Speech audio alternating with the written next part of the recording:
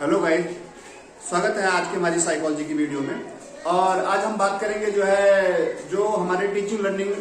की जो प्रक्रिया है, जो हमारे शिक्षण और अधिगम, उसमें कई बार क्या होता है कि बच्चों को सिखाने के लिए अक्सर क्या होता है कि सबसे बड़ा जो रोल प्ले करता है, ठीक है, वो हमारे जो है शिक्षण सामग्री है, जो ऑडियो विजुअल जो एड्स है उसकी वो होता है, ठीक है, वो बहुत बड़ा रोल प्ले करता है। इससे क्या होता है कि बच्चे आसानी से सीख सकते हैं, ठीक है। और उनमें क्या होता है कि बहुत सारे जो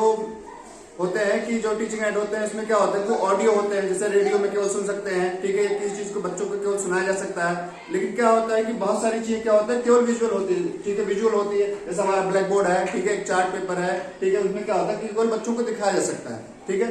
तो इस तरह से क्या हो रहा है कि आपका ऑडियो विजुअल और जो है,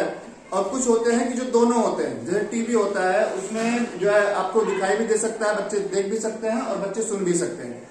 इस तरह से क्या होता है कि हर एग्जाम में टीचिंग एड से रिलेटेड एक नए क्वेश्चन पूछे जाते हैं, और उसमें सबसे ज्यादा जो पूछा जाने वाला क्वेश्चन है, ठीक है, वो किस टीचिंग एड के बारे में, उसके बारे में बता रहा हूँ, जियो बोर्ड। जियो बोर्ड के बारे में अक्सर जो है क्वेश्चन पूछा जाता है हर एक एग्जाम में। जितने भी टीचिंग एग्जाम है उसमें जियो बोर्ड से रिलेटेड एक नया क्वेश्चन आता है, ठीक है, उसमें कुछ ना कुछ चीजें पूछी जाती है। इस बोर्ड में क्या होता है कि एक बोर्ड होता है, और उस बोर्ड में क्या होता है कि एक समान दूरी की कील लगी होती है, और उन कीलों के उसमें क्या होता है कि सबकी दूरी जो है एकदम समान होती है, और उन कीलों की सहायता से एक रबर बैंड होता है, उन कीलों की सहायता से उसमें जो है रबर बैंड को इधर उधर कैसे ट्रायंगल बताना है तो ट्रायंगल बना दिया, ठीक है, उस तरह से क्या रेक्टेंगल बताना है तो रेक्टेंगल बता दिया, ठीक है, आयत हुआ, वर्ग हुआ, उन सारी जो है उस रबर बैंड की सहायता से हम आपको बच्चों को आसानी से जो है रेखागणित के इतने सवाल होते हैं, सवाल नहीं जिनकी आकृतियां होती हैं, उन आकृतियों को हम बताया जा सकता है। और अक्सर क्या होता है कि इस जियो बोर्ड के माध्यम से हम केवल 2D आकृतियां, ये आपको ध्यान में रखना है कि जियो बोर्ड के माध्यम से केवल 2D आकृतियां जो होती है उसको बताया जा सकता है। 3D आकृतियों के बारे में आप जियो बोर्ड के माध्यम से नहीं बताया जा सकता। अक्सर ऐसे पेपर में आ जाता है कि जियो बोर्ड के माध्यम से, ठीक है, कि हम किन आकृतियों को जो है एक तरह से बच्चों को समझाया जाता है, ठीक है, 2D हुआ या 3D हुआ या अन्य आकृतियां हुई, तो उसमें आपको 2D, अगर 2D है तो 2D जो आकृतियां होती है उसमें 3D आकृतियों को जो है उसमें नहीं बता सकता। मेरे पास में जो है अभी वर्तमान एक जियो बोर्ड है, ठीक है, मैं आपको दिखाता हूँ। इसमें क्या होता है कि सारी जो दूरियां हैं, ठीक है, जो जितनी भी ये कीलें लगी हुई हैं, इन सब की जो दूरियां हैं, ठीक है, मैं आपको दिखाने की कोशिश करता हूँ, ठीक है, ये सब जो है एक समान दूरी पे है, ज्यादा कम या अंतर दूरी पे नहीं। इसमें क्या हो रहा है कि आपको क्या हो रहा है कि इसमें ये रबर बैंड है, और उस रबर बैंड के माध्यम से हमें क्या हो रहा है कि बच्चों को जो है त्रिभुज के बारे में बताना है, ठीक है, ट्रायंगल के बारे में बताना है। तो हमने क्या किया, इस रबर बैंड को यहाँ लगाया, और इन आकृतियों के जो ये कीले हैं, इन कीलों के माध्यम से, ठीक है, इन कीलों के माध्यम से बच्चों को हमने जो है ट्रायंगल सिखाने की, को जो है एक तरह से जो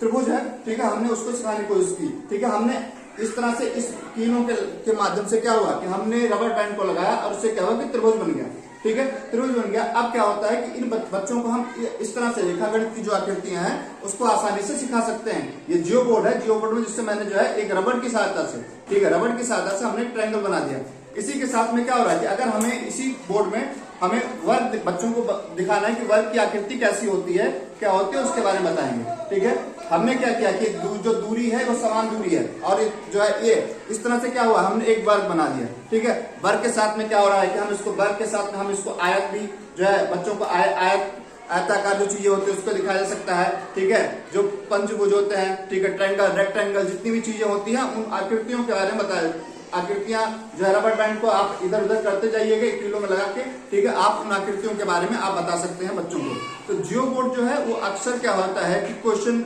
जितने भी टीचिंग एग्जाम है उसमें अक्सर क्या होता है कि जियो बोर्ड के बारे में पूछा जाता है, ठीक है। इसमें क्या होता है, समान दूरी हो है, सारी जो कील है उसमें समान दूरी है, और समान दूरी के साथ में आपको जो है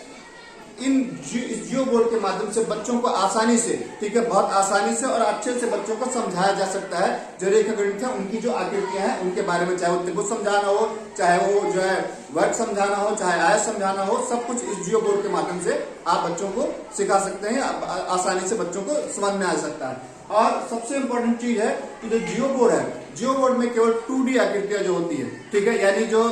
2D आकृतियां होती है केवल उसको बताया जा सकता है, ठीक है। जियो बोर्ड में जियो बोर्ड के द्वारा आप 3D आकृतियों को नहीं बता सकते, ठीक है।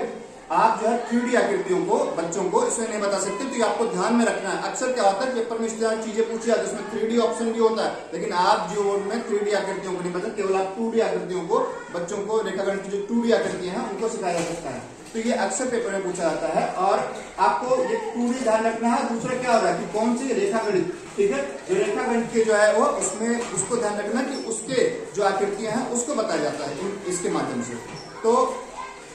इस तरह से हम अगली वीडियो में भी जो है कुछ और टीचिंग ऐड है जो बहुत इंपॉर्टेंट है, उसके बारे में बात करेंगे। ठीक है, इस वीडियो के लिए आप अगला वीडियो जो है आप हमारे चैनल से जुड़े रहें और देखते रहें। Thank you.